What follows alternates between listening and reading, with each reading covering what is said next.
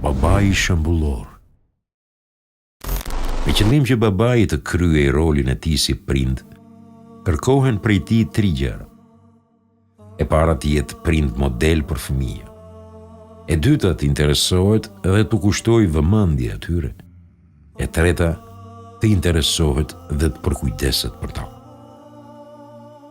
Rolet që luajnë shumë prindër me fëmijët e tyre janë të ndryshme.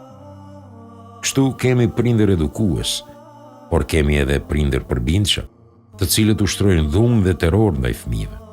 Duke vënë në përdorim sferën e tij emocionale, prindi mund të influencojë më shumë të fëmia se sa mund të influencojë duke ushtruar dhunë. Ti mund të depërtosh te zemra e fëmijëve tu me dëmshuri dhe dashuri, por kur me forcë dhe dhunë, me qëllim që ai të bëhet një model i mirë për fëmijët, lipset që të kushtojë atyre kohë, mund dhe vëmendje. Mos thuaj se jam i mbytur në punë dhe s'kam kohë të merrem me fëmijët. Nëse ndonjëri prej tyre me rrugë të keqe, ty do të duhet të merresh me të dhe t'i kushtosh kohë më të madhe se sa koha që lipset për edukimin e tij.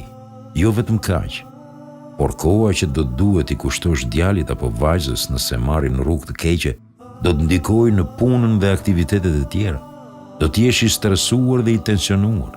Prandaj kushtoja këtë kohë tani, pa ndikuar në angazhimet e tua dhe pa të shkaktuar stres. E dyta, fëmia, djali apo vajza ka nevojë për mundin dhe përpjekjet e tua. Nëna nuk ka nevojë të përpiqet dhe të mundohet për të fituar dashurinë dhe simpatinë e fëmijës.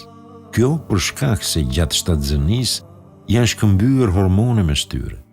Shtoj kësaj periudhën e mëkimit dhe përkujdesjes që tregon nëna gjatë këtij stadi. Sa kaq, babai nuk e ka pasur këtë privilegj. Kështu marrëdhëniet e ngushta mes babait dhe fëmijës lindin dhe forcohen nga mënyra si e trajton babai fëmijën, nëse ai e puthe, përqafon, e përkëdhel, luan e dëfren me të e tjerë. Në të kundërt, ti nuk je baba për fëmijën.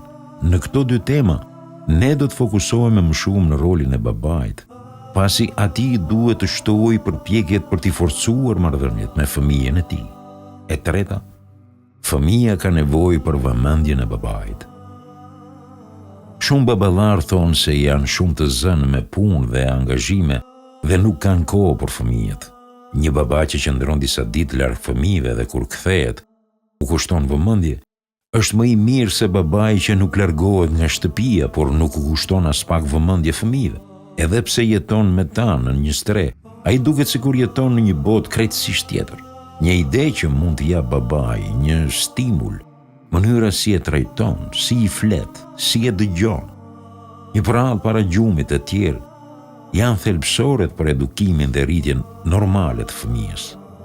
Unë si baba çdo ditë përgatis prallën apo tregimin para se djali të bjerë për gjumë.